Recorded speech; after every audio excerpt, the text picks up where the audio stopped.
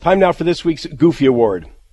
Martin Luther King famously stated, "I have a dream that my 4 little children will one day live in a nation where they will not be judged by the color of their skin, but by the content of their character."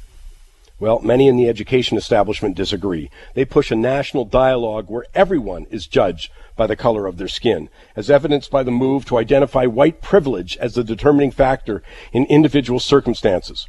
Case in point, in Ontario, high school students are asked to rate, on a point system, the degree to which they are privileged according to their race and ethnicity. Then they're told to line up in the classroom in the order of their privilege, according to the score. I mentioned this, by the way, to a regular listener this week, and they flat out just didn't believe me. I sent them a copy, then, of the Ontario curriculum. Yes, it's true. So is this. Following the lead set by Saskatchewan, one BC school district is highlighting white privilege with posters. One features the district superintendent, Teresa Downs, saying in quotes, "I have unfairly benefited from the color of my skin. White privilege is not acceptable." There's other examples, but the question is, to what end are they doing this? What's the goal here? Because this is way beyond ending discrimination. This is about white guilt. White people are bad.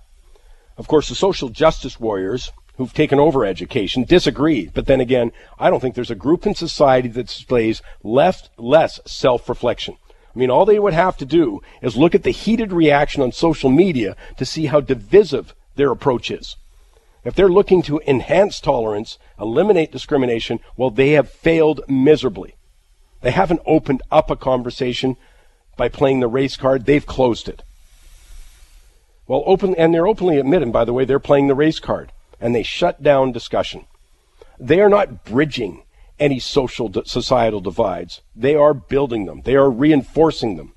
Again, they don't see it. I get that.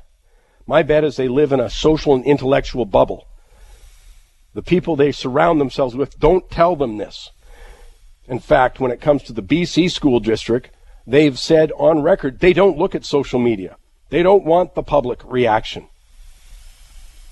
But if they did, all they'd have to read is the response on Facebook or Twitter. Or they could look at any comment section under a news item that covers this story. But they won't. This is what's happened in the school system. There's so many other issues involved within this. The takeover by the social justice agenda, but it's at the expense of so many different actions. One is critical thinking, because this is a groupthink support approach. It is not a critical thinking approach. I'm always amazed, by the way, that they have no time to teach the basics of economics and finance in the core curriculum, but they have time to expand this kind of thing. But my point really is how divisive it is, and they don't see it. My thanks, by the way, to our technical producer, Amir Ali, who makes the things run so smoothly. My thanks, Amir. Also, a reminder, go to Michael Campbell's Money Talks on Facebook. Get in the habit of doing that. Go to moneytalks.net. Click on for the Martin Mirabile free subscription to get introduced to his wonderful services and so many other great articles of the week. So please get in the habit of doing that. I very appreciate you listening. I'll see you next week.